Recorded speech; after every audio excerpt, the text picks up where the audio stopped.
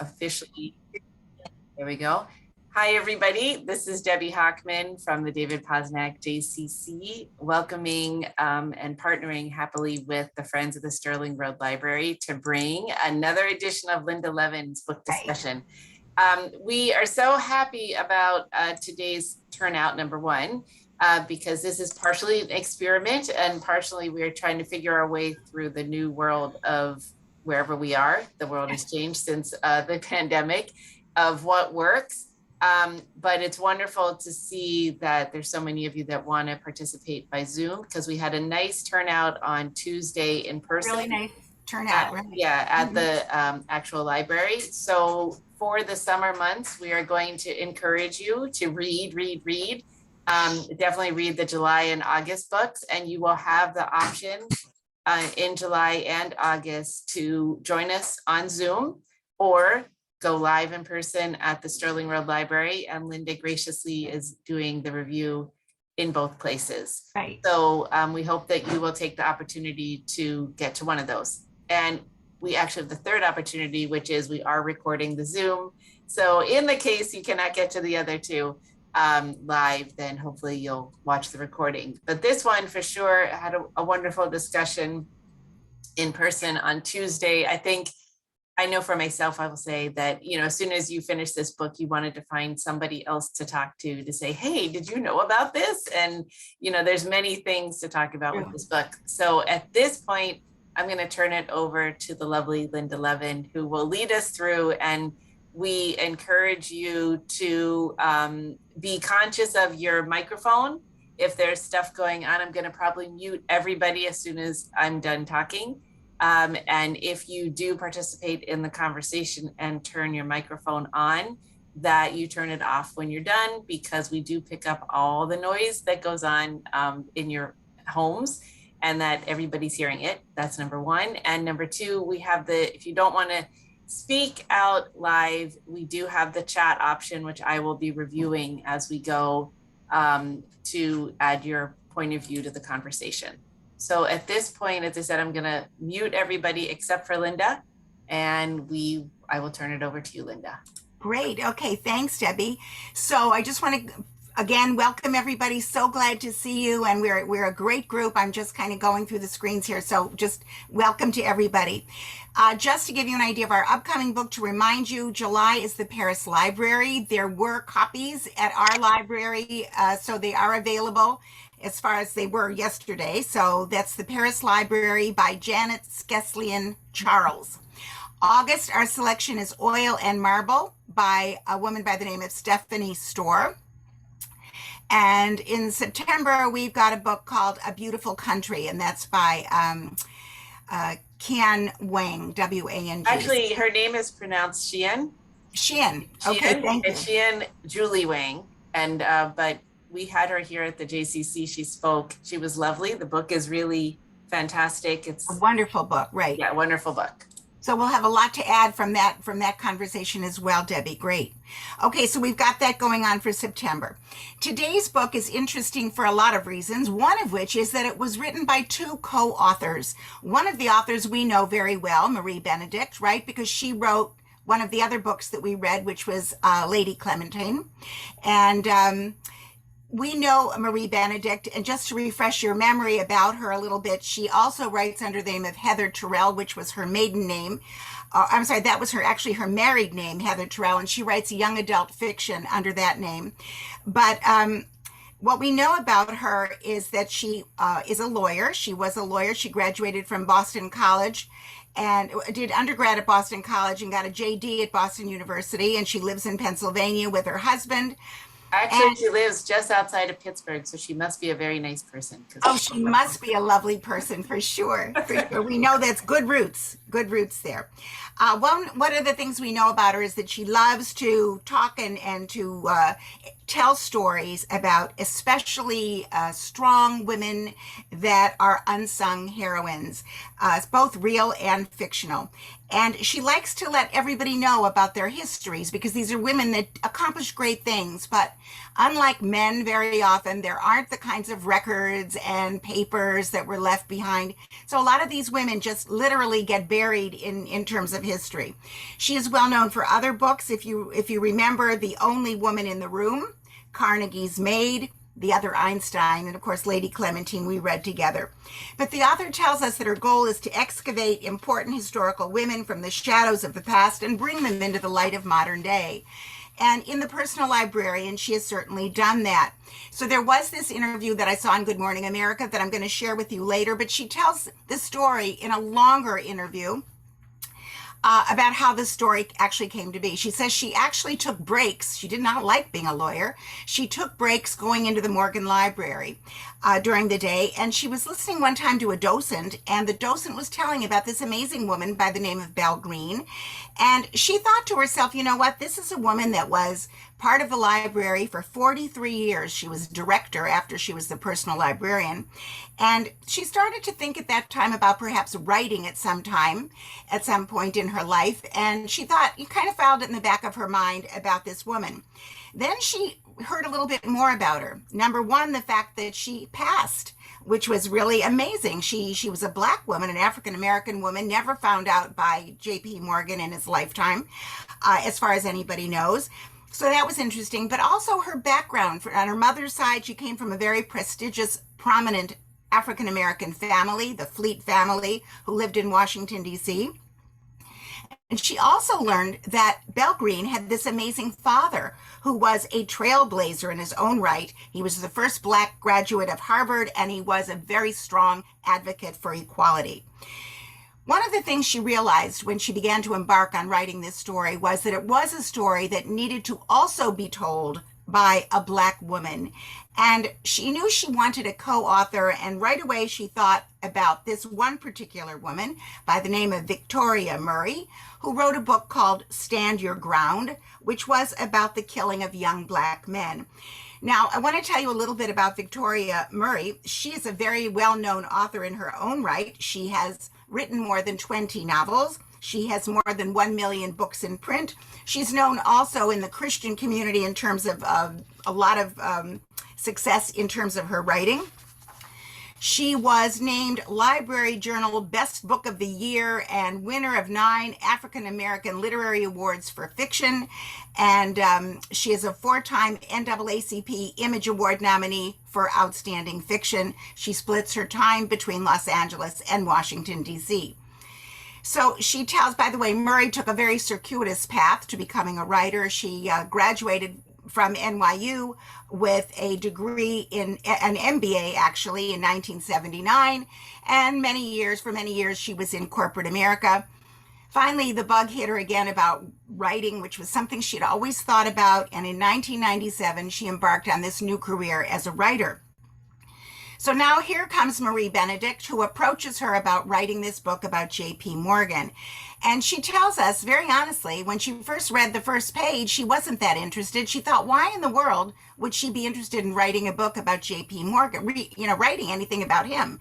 But then she got further along in the story, and she was very intrigued by the idea of this woman who was passing as white. And when she read about her history, well, Victoria Murray says she couldn't call her agent fast enough to say that she was going to go along with the project. What's interesting is that the two women worked on Zoom all the way through the pandemic. Now, it isn't lost on them that while they were writing all of this, there was great civil unrest that was taking place all across our country. And they were deeply affected, both of them, by the death of George Floyd. Now, race, as you know, in this novel was a very big part of the novel. But certainly it was also a part of their everyday lives because they were watching every day on the news. There was George Floyd, stories about George Floyd all over our televisions, in our newspapers.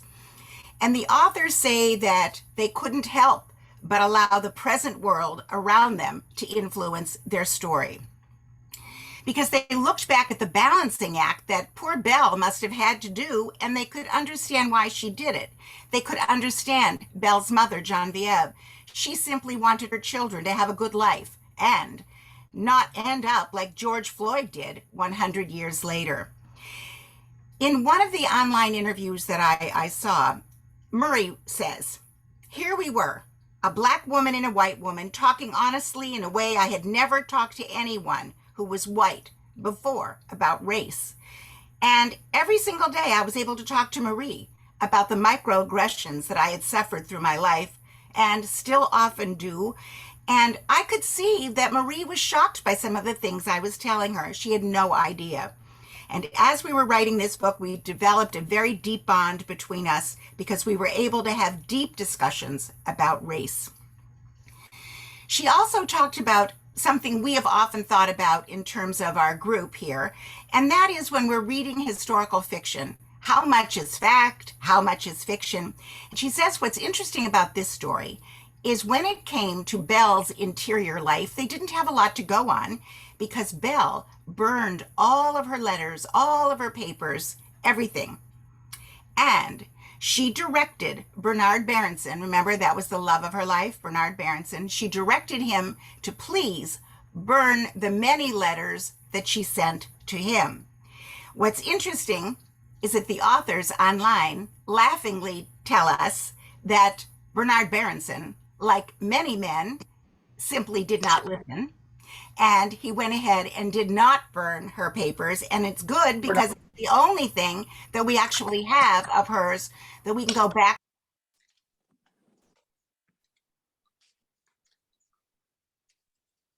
The sound went off. I just got a message that I was muted. Okay, so sorry about that. But it's a good thing that he didn't burn all the letters because actually that's all that we really have, or that the authors actually had, in terms of primary source material. What you should know that's interesting is that in 2024, it's going to be the centennial, 100 years. Okay. Yeah, I mean, the wonders of Zoom. Guys, please mute yourselves. Mute yourselves. Thank you. Thank you. It's going to be the 100th anniversary of actually the Morgan Library being open to the public. And so in honor of that, they are going to the Morgan Library in conjunction with Harvard University. They're going to digitize all of these letters that Berenson has saved that were written by Belle Green to him. They call it the Belle Green Bernard Berenson Letters Project. And there are actually, picture this, 600 letters that she wrote to him, and it spanned 40 years of friendship. So it's a very interesting thing that they're actually going to be doing. So one of the problems, of course, is that all we have in terms of information about her is that which she was willing to share with Bernard Berenson. So obviously there's a lot she kept hidden. So what the authors say about this interior world is that, and I love the way Marie Benedict uses this metaphor. She says, picture in writing, the architecture of the story is the fact, all the facts. That's all the facts are the architecture of the story.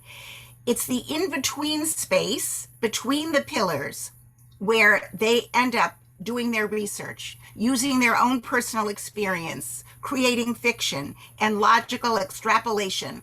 And that's how they reach Belle's inner self. So a lot of that part is, of course, fiction in the story, because Belle kept her feelings hidden. Of course, even from Bernard Berenson, she never let him know who she really was. What's interesting about this is Victoria Murray is able to add a lot as an African-American author. And she adds not only a lot of her own feelings, her own experiences, but also those of her family, which we'll talk about in a little bit when we get into our discussion. What Murray says, by the way, you should know, is that in the African-American community, passing the way Belle did is looked down upon, always has been. But Murray says she learned a lot herself from Belle's story because it really, in a way, explains to her why it was done when you think about what the world was like at the time when Belle was living.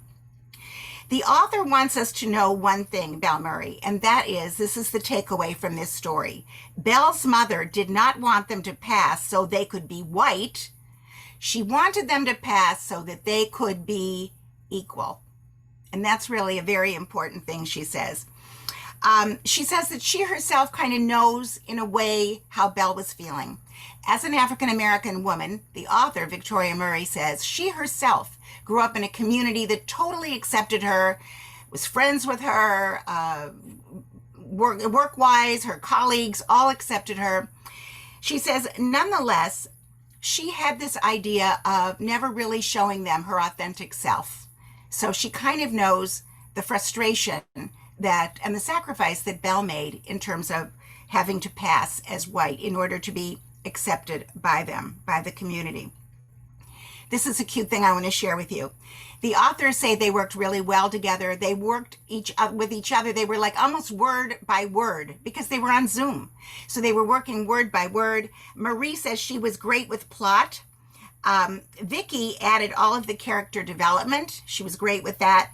And then Vicky made a joke and she said Marie's idea of a sex scene was very different than hers. Left to Marie, the sex scenes with Bernard Berenson would have been the two of them walked in a room and closed the door. And that would have been the end of it. However, Vicky says she went ahead and added the spice to it because that wasn't Marie's style. It was more hers. They're already working on another book together about Eleanor Roosevelt and another friendship that she had. So that should be really something to look forward to. But the authors tell us they are hoping that book clubs will have discussions about race because they're hoping that these kinds of discussions can spark honest conversations, the sort that the two of them always had on Zoom. It will allow people to bridge the gap that divides us and maybe, just maybe, change the lens through which we look at the past. Okay, so for intro, just very briefly for a summary, you guys all remember Bella DaCosta Green is hired by J.P. Morgan and he wants her to curate a collection of rare manuscripts, books, artwork for his newly built Pierpont Morgan Library. Ultimately, she becomes a fixture on the New York society scene, and she becomes one of the most powerful people in the world of art and books. And she's known for her impeccable taste, her shrewd negotiating, and she helps to build this world-class collection. But of course, she's got this big secret, one that she is just going to hide no matter what, and that is she was not born Belle Della Costa Green, but rather Belle Marion Greener. She's the daughter of Richard Greener, the first Black graduate of Harvard, and this well-known advocate for equality. Her complexion is olive. She's able to pass. So we know she's this extraordinary woman, famous for her intellect, her style, her wit, and of course, all of her accomplishments. Okay, so let me begin by asking you, were you engaged by this story? Did you find it great to read? You were anxious to keep going? Let me hear what you think about her style of writing. Any comments? Yeah, Susan. So I was totally engaged. It was like taking an art course and a culture course and a history course all at the same time in a really appealing package. I have 2 pages of notes of names and terms. I was totally into it. Yeah, so was I. I feel like I learned so much about all of these pieces and can't wait to go and see his Gutenberg Bible and some of the printed works by Caxton, right? Who even knew anything about this, right? It's kind of great. What else? Anybody else want to say anything about that? Do you think she was smart to get an African-American author? What do you think she added to the story? Terry, were you trying to say something? You got to unmute. You have to unmute. Okay, Terry, you're still not. Okay, here we Terry, go. now we got All you. right. I absolutely loved it, and she really did do the right thing by working with an African American woman because this really opened my eyes we don't understand that up until 1965, the law of the land was separate. The Jim Crow laws were the law of the land. African Americans had drink separate fountains, blah, blah, blah, and so on. But even after that officially was changed in 65, that didn't mean that it was really overthrown completely at all. And it was very eye-opening. I mean, I could never understand the African American community being so uncooperative with the police. But this really opened up my mind, because back then the police enforced all of these laws. They were the enemy. Right. And You it wasn't that long ago. Terry, you bring up a good point, because you're talking about 1965. What's interesting to me that I had forgotten, I don't know about the rest of you, but how in 1883, the U.S. Supreme Court ruled that the Civil Rights Act was passed in 1883, and then in 1875 it had been. I mean, the whole idea that it was turned around, it was turned over, and I had forgotten that part, that there was a time when the Civil Rights Act was enacted, and they were able to enjoy this integration. And remember that this is what her mother lived through at the University of North Carolina. They were right there at the time when the Civil Rights Act #1 was passed, and then when it was overturned. So really a very an interesting perspective that we learn historically here. I want to talk about Belle's influence by her parents. Let's begin with her father. How did he influence her in her early years and then throughout her life? The impact that her father made on her. Well, obviously what? He was very encouraging. He was always encouraging. He favored her. Yeah. And he's the one who introduced her, right? He introduced her to the world of art. And what did he give her on her 10th birthday, guys? Remember? A book by Bernard Berenson. Oh, right. About the Renaissance. It's the very first book. She has a gift from her father, and it's by Bernard Berenson. So he's the one who introduces her to the world of art. And what else do you remember about the father's influence on her? Do you remember? He was very proud. He wasn't towering. He was very proud of who he was, and he was very determined that these were not inferior people. Right. He was determined to bring in civil rights. That's right. He was determined to bring in civil rights. But he also ended up having to accept his wife's decision, right? Because we're going to talk about her mother's influence on her. But the father did accept the decision of the mother, right? And he pulled away from the family. He pulled away from the family because here he was, this staunch advocate for civil rights, and here his wife is trying to pass for white, the whole family. He just doesn't understand it.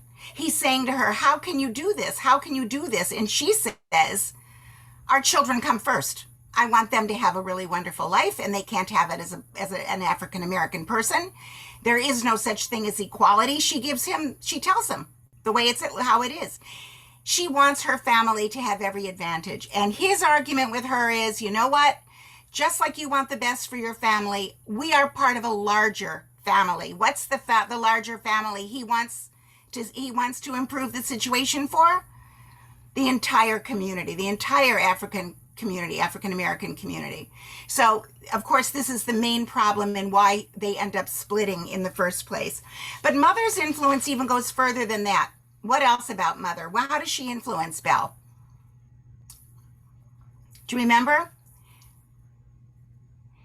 She influences her so much in terms of Belle's behavior all through her life. Even when she's sitting during her interview, remember that with J.P. Morgan? She's sitting there and she's picturing her mother saying, stand tall, square your shoulders, look at him straight in the eye. She can hear her mother's voice. Her mother has really taught her the way to act and has given her a tremendous amount of confidence. And she's really taught her the importance of having the confidence of a white woman. So she's taught her all of that. What else about mother? How else has she influenced her? Well, her mother was very beautiful. And she also reflected that in her daughter, that she was beautiful as she was, and encouraged to dress appropriately and carry herself with that confidence, even if she didn't always feel it. Right. So, but for the mother gave her certain influences, right? The father gave her the love of art, and and the mother gave her the confidence in herself. Mother was also hard on her, though, if you remember. Mother said to her, wait, what are you doing? You're coming home drinking wine and getting intoxicated. You need to be studying your foreign languages, because Belle had told her that was important in terms of analyzing her art. She needed to be able to read and understand other languages. So Mother is the one that is also hard on her. Mother also makes her very aware of one thing. And what is the one thing Mother really impresses upon her? The importance of what? Of her success. She has to be successful, not only for herself, but why does she have to be successful? Do you remember? Yeah, Susan? Did you have something? Susan, you got to unmute, and then Cookie, I want to hear from you after. Wait, Cookie, No, 1 I'm minute. having fun. What? I'm here. Okay. I was muted. I had to unmute.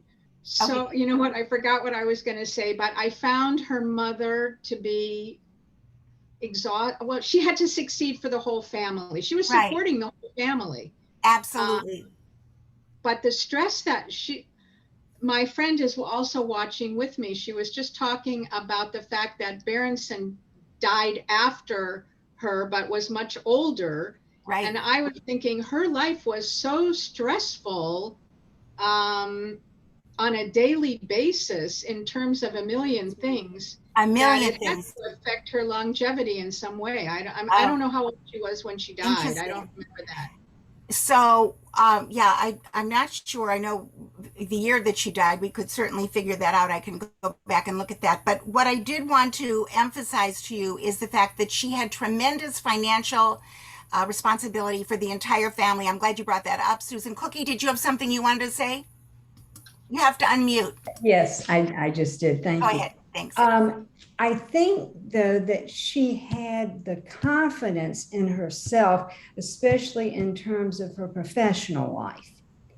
And so that was at least the positive. She had the stress there, and she had the stress everywhere else. But I think that confidence was really so important for her. So important. Thank you. That brings up what I was going to ask you guys. What other personal characteristics did she have? We have what her family gave her, but like you say, she had confidence that was sort of just something that she was born with.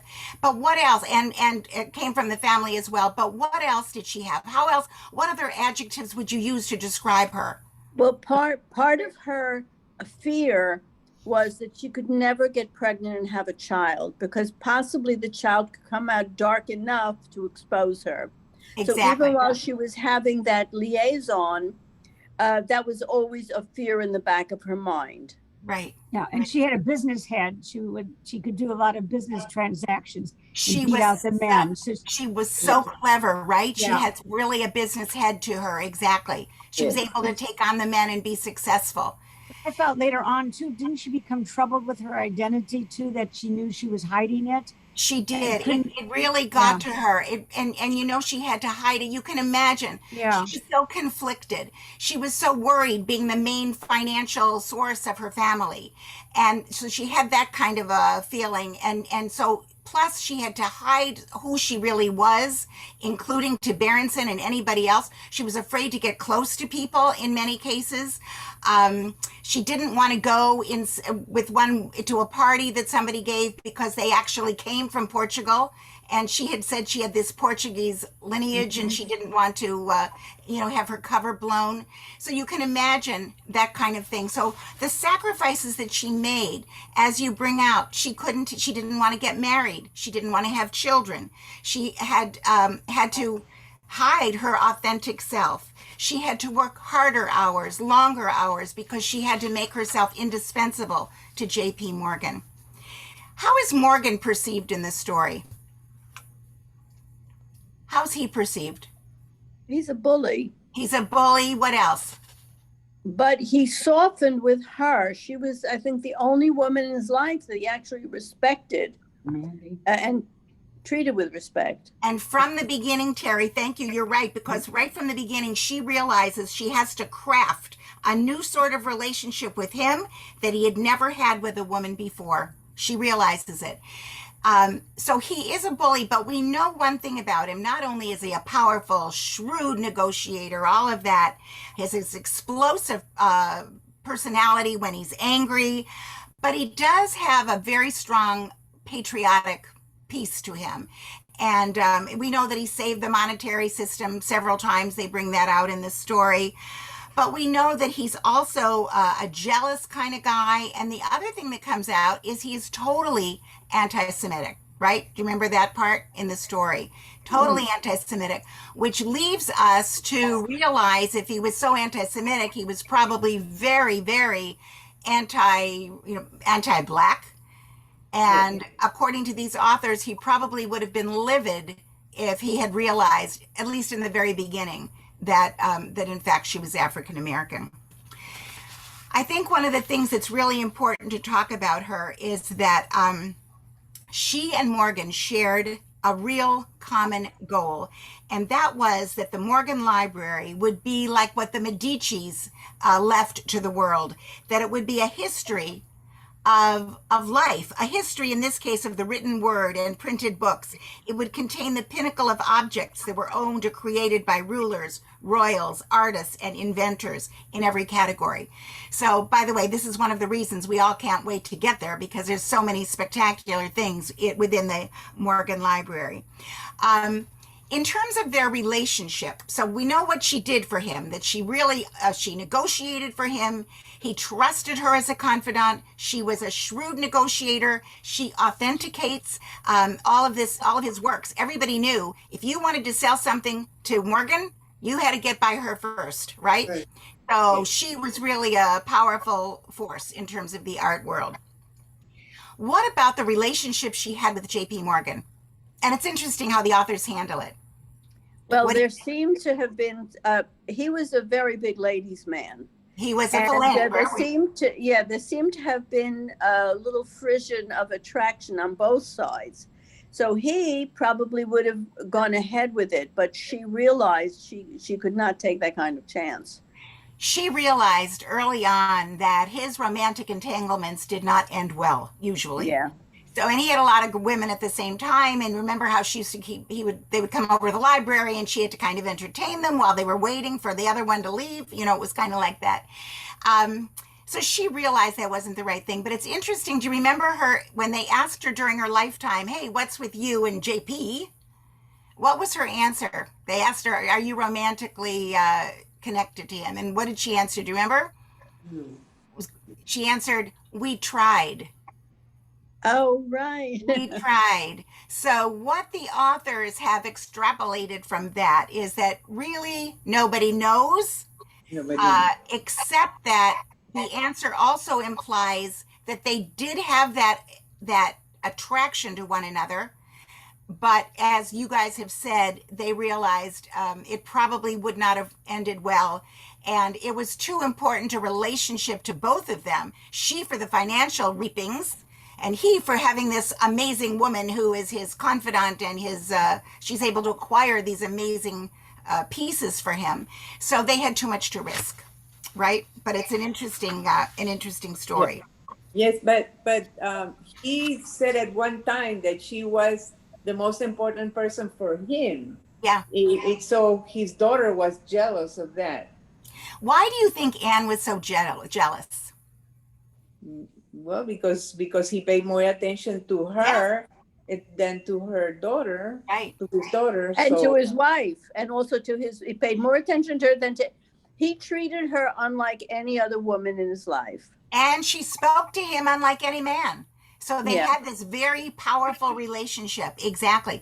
But one of the things that the authors are suggesting is that Anne, who, if you remember, there were rumors that she was gay, and so what the authors are implying is the fact that Anne, what they do know about Anne is that she was very liberal and she had a lot of wonderful causes that she tried to influence her father to get involved in. One was the shirtwaist. Remember that line about the shirtwaist factory? She had been trying to get him, a lot of things she'd been trying to get him involved in. and he would not listen to her. He was an arch conservative, and she could not influence him, and she was frustrated. Here's this other woman, Belle, who's able to convince him and has this relationship. So that was part of one of the reasons why she was not, she disliked Belle so much. So I want to talk a little bit. I'm trying to be mindful of the time here because I think we only have an hour, Debbie said. And I want to talk about her relationship with Berenson. So Bernard Berenson was an interesting guy. What do we know about him? Come, guys. Well, he himself was very prominent in the art world. He had written this book on the Renaissance, and he was considered the top knowledgeable art critic, but yeah. Exactly. And in many cases, he had the same job she had. He worked for somebody else, and he was a consultant for them, and he taught them all about art, and he helped them acquire art pieces. Now, what drew her to Berenson? Remember, there were a lot of guys that were after her, that she was really the toast of the town. What drew her to Berenson, do you think? What was the attraction there? The book that on the Renaissance, it opened up her eyes and her life to art. Right. And he represented all of that. Right, exactly. Suzanne, do you have your hand up? Yes. You want to say something? He also had a secret. He was a Russian Jew. And yeah. He couldn't tell that to yes. anybody in the art world. I'm so glad you're saying that because she realizes he sort of has a secret too, right? So they have that in common. He was an outsider the way she was. He was not a member of the Blue Bloods. He was not of the same socioeconomic group that, they usually hung out with. He was sort of a worker bee the way she was, although very successful and very, prominent, very accomplished. Yeah, all of that. But nonetheless, they were not born into that lifestyle. So the two of them have that in common. But most of all, he's able to appreciate her. He really gets her. The other thing is, on a practical note, you know what's really nice? He has this open marriage. So she doesn't have to worry about getting married. He doesn't want children, right? Okay, so all of these things really draw them together. And of course, the fact that he's so knowledgeable in his field, she's so drawn to that too. Having said all of this about why the two of them were attracted to one another, what did you think about him and the way he handled that relationship? Oh, come now, you must have lots of thoughts on that. He wasn't the upright. He was not upright. What else? She got pregnant. That's a nice way to put it. Yeah, she got pregnant. She had an abortion, and she, as was the norm then, she became very, very ill. He never went to see her. He was a cad. He was the ultimate cad, exactly. Yeah. So we see where he first professes all of this love, and even in his letters, he tells her, remember, because a lot of their relationship was through letters. Only once in a while were they ever together to be intimate, but otherwise it was through letters. And at one point, she even says, you express love in words so much better than you do actually living them. Which is the truth. The guy was really writing all this beautiful stuff. And when it came down to it, not only did he not show up after the abortion, but even when she came back, remember, on another occasion, she kept saying to him, I'm here. And he's going, oh, I can't make it to London. I'm in Paris. So it was kind of a really strange. Nonetheless, we do have these letters. And what the letters show is the deepest of friendships that spanned, I think they say, over 40 years. They just continued writing to one another.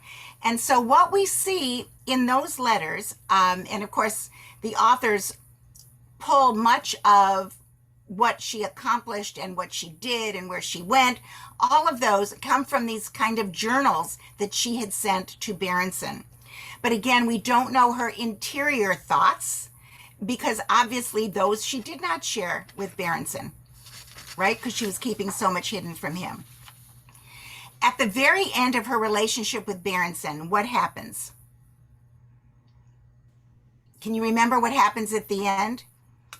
At the very end, she finds out from these art dealers, the Duvines. She finds out two things. The first thing she finds out is that they know ahead of time what she's going to be selling from Morgan. So she realizes he has betrayed her. She has confided in him all the things that she's going to be doing and all of the things she's going to be acquiring, all the things she's going to be selling from the library. And all of a sudden, the Duvines let her know that she has been betrayed, right? They knew ahead of time. That's number one.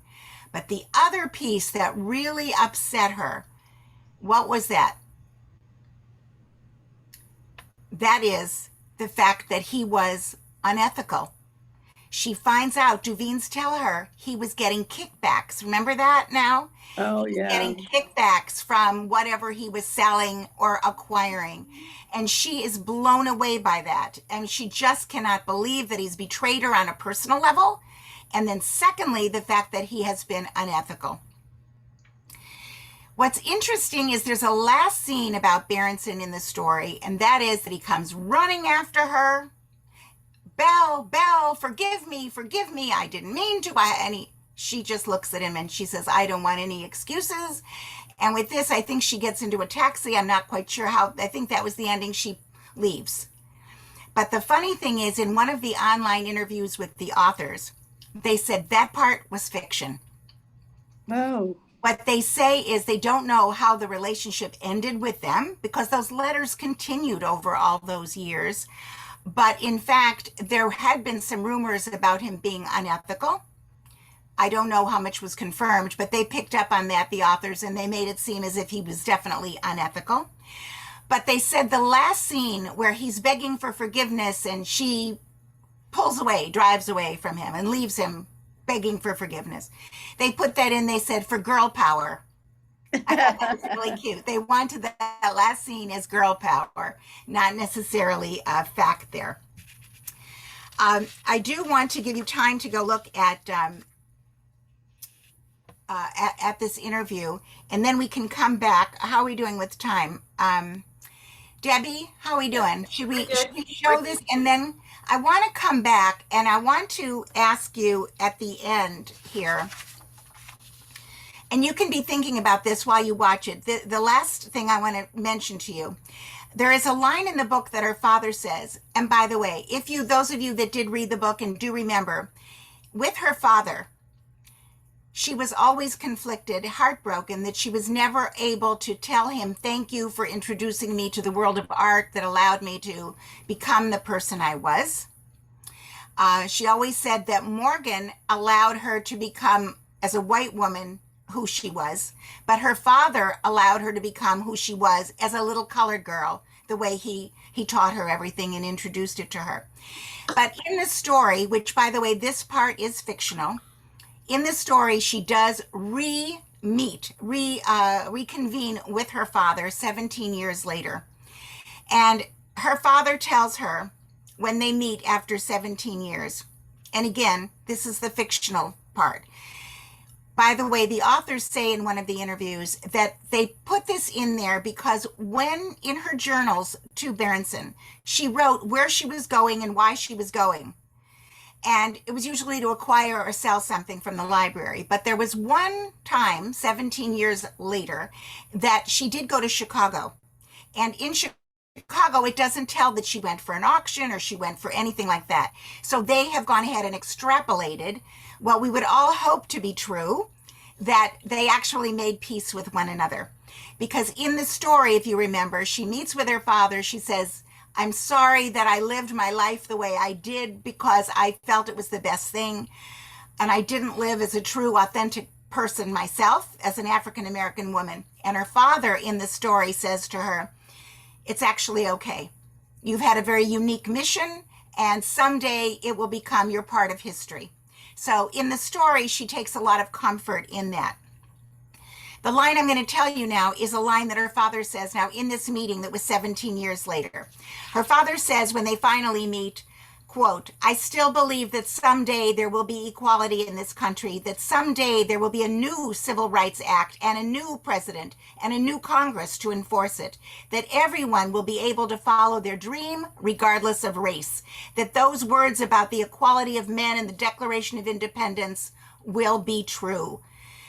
So I'm going to ask you, has this sentiment come true since the 1920s? And if so, how and why? Okay, so we can talk about that just as we wind up. But let's watch this. I think it's a 5-minute clip that we've got from about 5 minutes. And there was an interesting question, which maybe we can address when we get back, which was from Michelle, who asked, was there any Morgan family reaction later when they learned the truth about her? And any plans for a screenplay? That one we can quickly answer, but I'm going to go ahead and do the share screen. And okay, remind us about that question because I want to give you some information on that. Okay. Okay, hold on 1 second. This one, I hope. Hold on 1 second. I don't know where it is. Hold on. Sorry. You're amazing, Debbie. It went away though. Hold on 1 second. Okay. Let me just check something. While she's getting it, I'll just tell you that the authors said they really never spoke to the Morgan family. And they didn't do that for a reason. This book was not a biography. They really didn't want a lot of their thoughts on it, I think, and their input. Because this was historical fiction. They make that very clear, which is interesting. You would have thought that they would have gone to the Morgans for information, but they said they did not. Hold on 1 second. For some reason, it's not coming up, but it's on my screen. It's just not. Okay. I'm just going to exit out of one other thing to see. But it wasn't the book that it came out that she was passing, right? That she was what? That she was passing, that she passes a white and she was not. It was only in the book, or they knew? No. That part is all true. Everything is true. I know it's true. Yeah. But did the family find out? So if you remember in the story, they say that Anne confronted her. And so the family did know later. And, you know, there are people that say, wait a minute, there is no way that he did not know later on. I would think when she was first hired, there's no question he accepted the fact that she was white. She came from Princeton. Do you remember how Junius, the nephew, introduced her? Yeah. And Princeton at that time was unbelievably segregated. There would not have been an African-American person working there. So the fact that she came from Princeton right away set this up. You're going to hear a very interesting little piece from Victoria Murray, who's going to we're ready. I can do it now. Yeah, we've got it. Okay, good. Yep. We got it. Okay. This one had me at hello. It is another one of those amazing books about a towering hidden figure whose life was essentially buried at a New York library until two curious authors decided to unearth all the stunning details into a new book, which reads like complete fiction, except it is not. This is Belle's office. What's Belle's office? Belle's office. Of course, at that time, she had the desk in here and then the side version of the library and the study. It's so spectacular. It was a stunning achievement at the turn of the century. A woman creating this breathtaking library while working alongside one of the most powerful men in the country, John Pierpont Morgan. She sat here and then she would hear J.P. Morgan call out to her, and his office is right in this corner. Wow. Morgan's personal librarian becoming a force during a time when women in this country couldn't even vote. She was powerful and beautiful and had a big secret. She passed off as white, yes, but she was not. And she was not. And she was not even mixed. She was black. How did that happen? How did she even manage to do that? I think to white people, they looked white, but to black people, they looked black. Because of their features. Because of their features. And whenever I posted a picture of Belle, everybody would say, how did she pass? Of course that woman is black. Yeah, of course she is. In their instant New York Times bestseller, Marie Benedict and Victoria Christopher Murray pulled back the veil on Belle DaCosta Green, born into a prestigious black Washington, D.C. family as Belle Marion Greener. Her father, Richard Greener, who was this activist, a contemporary of Frederick Douglass. He was the first black graduate of Harvard. He was a famous orator. famous advocate for civil rights, equality at that time. But their mother, Genevieve Fleet, she really began to see the writing on the wall. Once she made the decision that they were going to live as white, she changed their names.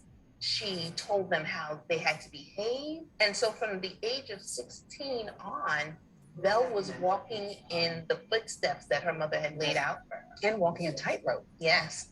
Do you think that she shows bravery or betrayal? I think that's the things that she struggled with, because I think she felt that she was betraying her father. But also in her mind, she thought she was sort of helping anything Black people too. She thought she was in her helping own any way. achievement she was going to have. Maybe one day she was going to be discovered.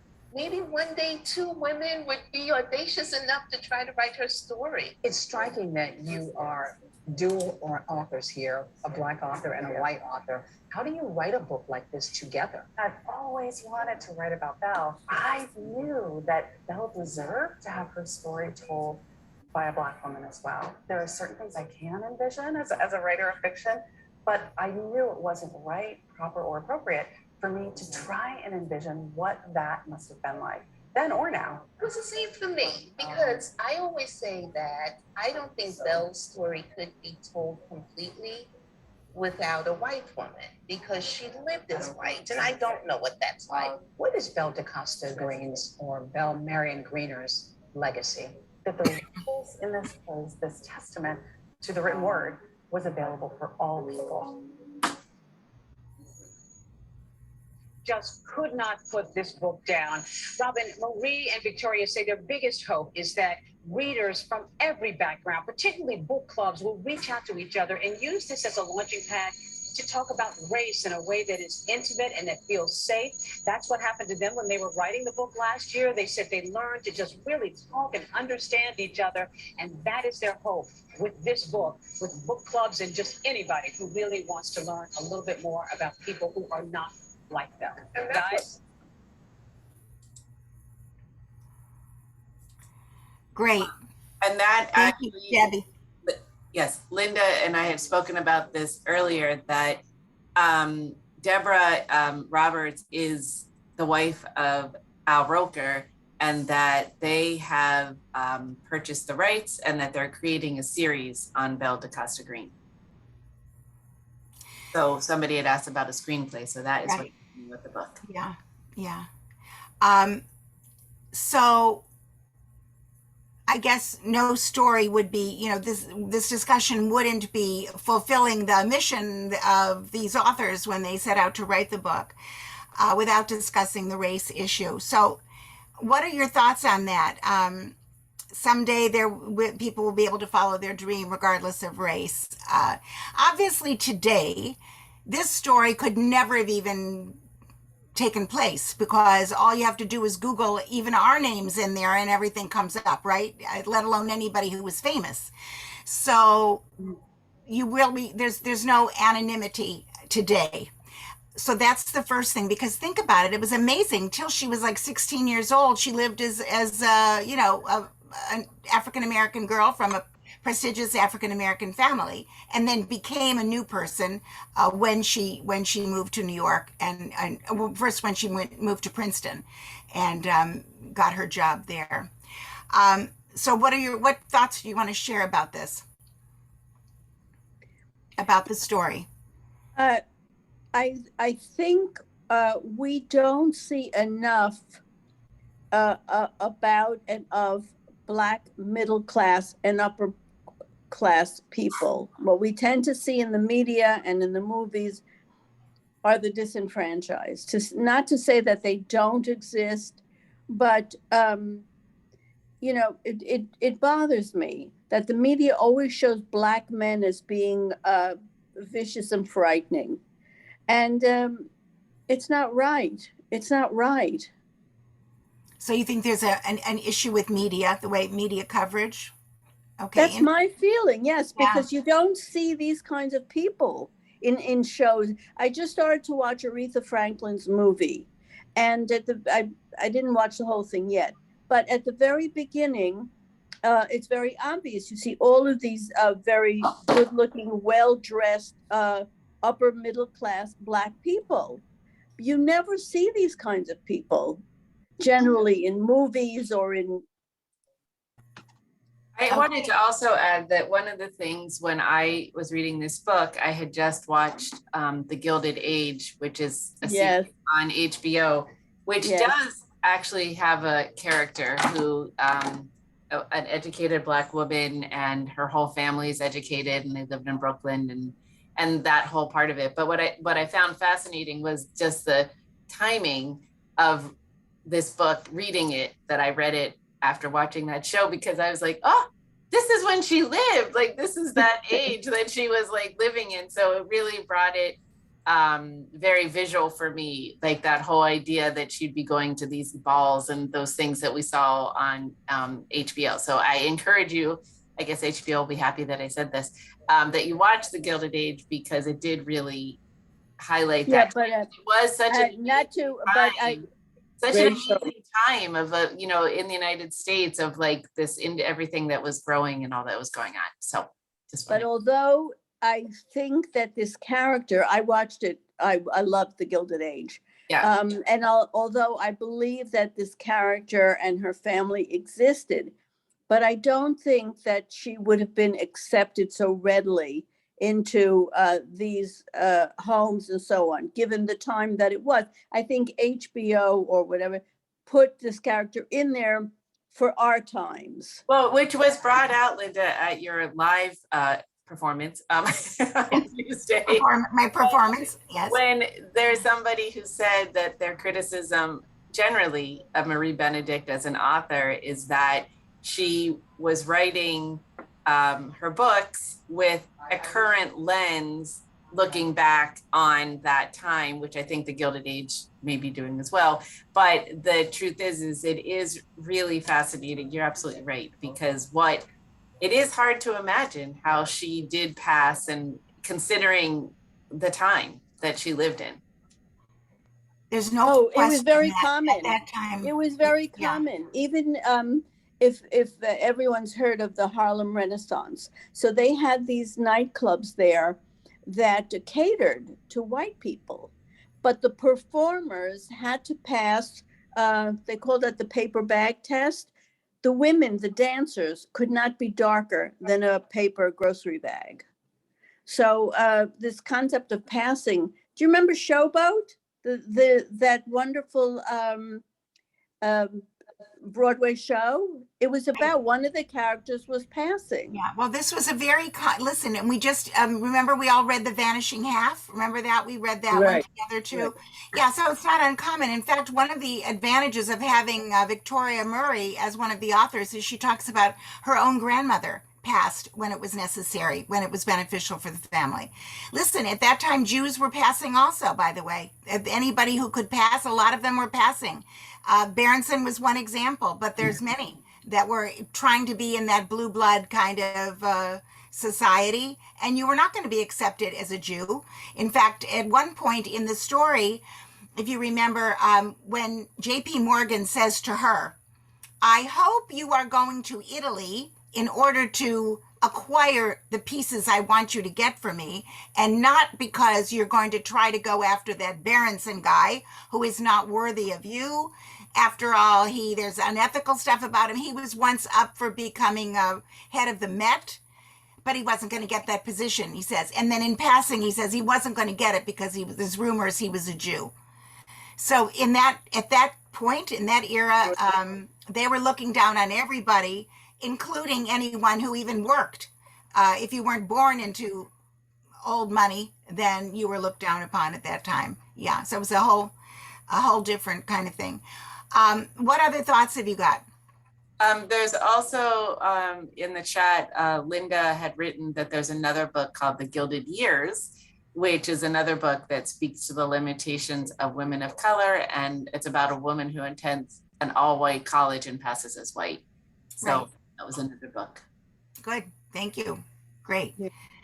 You know, just to tell you, the other day while I was reading this again, in preparation for you guys, I realized on the news, Biden's new press secretary that he just chose is an African-American woman. So she had just come on the news. And I thought, so we have come far to a great extent. of course, there's a lot more that has to be done, but I think we need to acknowledge when there have been some successes. But Any other thoughts? not, Yeah. but not far enough. There's still a lot of prejudice against, especially in some areas, not in the whole country, but in some areas, yes. Absolutely. Sorry to say that, but yes. I am, as an outsider, can see it more than maybe the Americans. Yeah. Yes. No, but there definitely, yeah.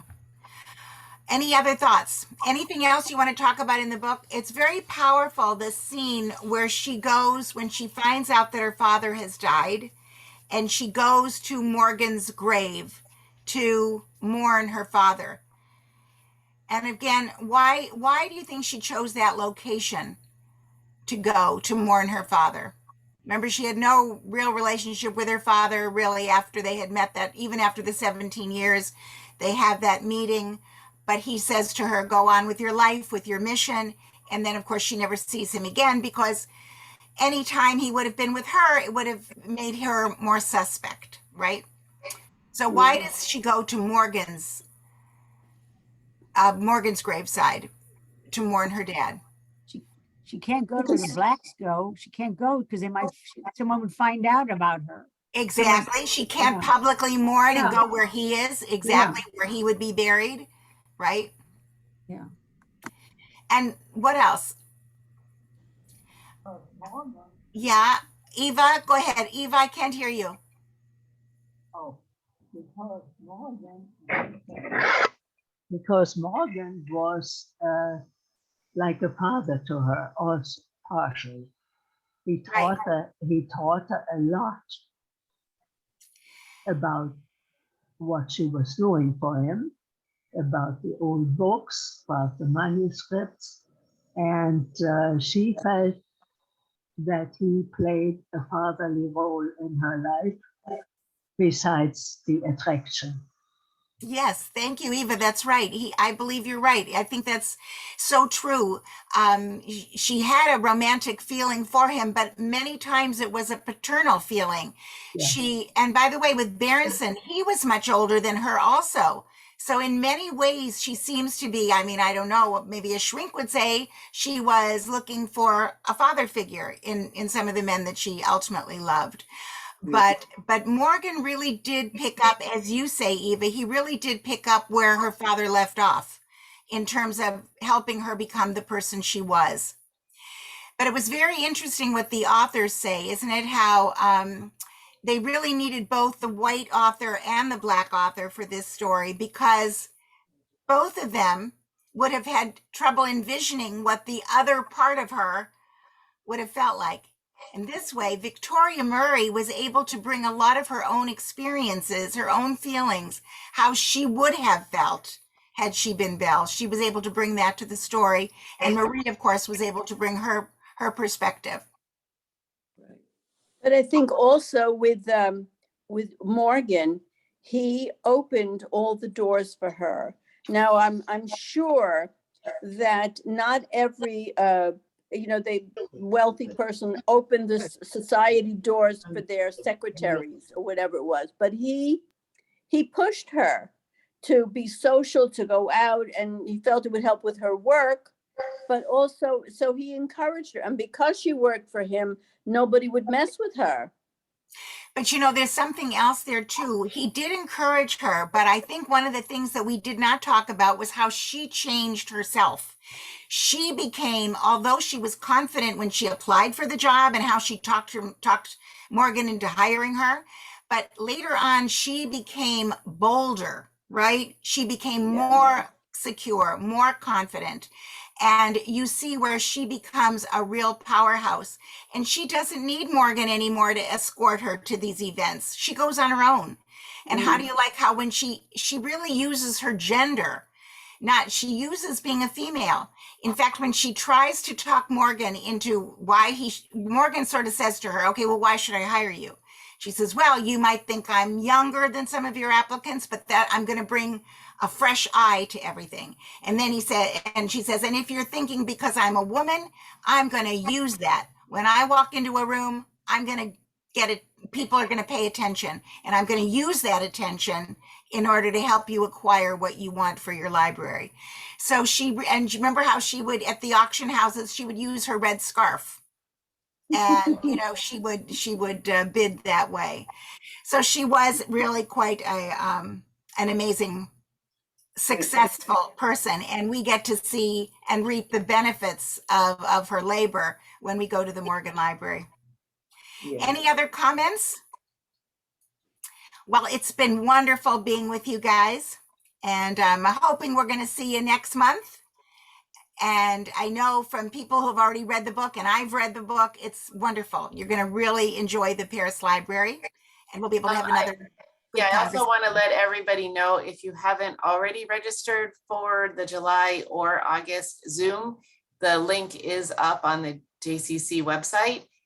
You do not need to register ahead of time for the library programs, the live programs, but on the Zoom, so you can get the Zoom link, you do need to register. So go to the JCC website. There's information about the July book, which is the Paris Library, and the August book, which is Oil and Marble. Both really, actually, we did a lot of art and libraries this summer. Yes, that's right. We want to make sure that you stay cultured. But enjoy reading, and we are so thankful that you are joining us. And Lynda, as always, an amazing job. Thank you for doing this, and thank you to our friends at the Sterling Red Library. Great being with everybody. Really great. Thank you. Yeah. Thank you. Thank you, Thank guys. you, Thank you both. Thank you Thank so you. much. Wonderful job. Look forward to seeing everybody. Be well and have a wonderful month, and we'll all see each other next month. Okay. Yes, you be well. Thank you. Well, take care, guys. Bye. Thank you.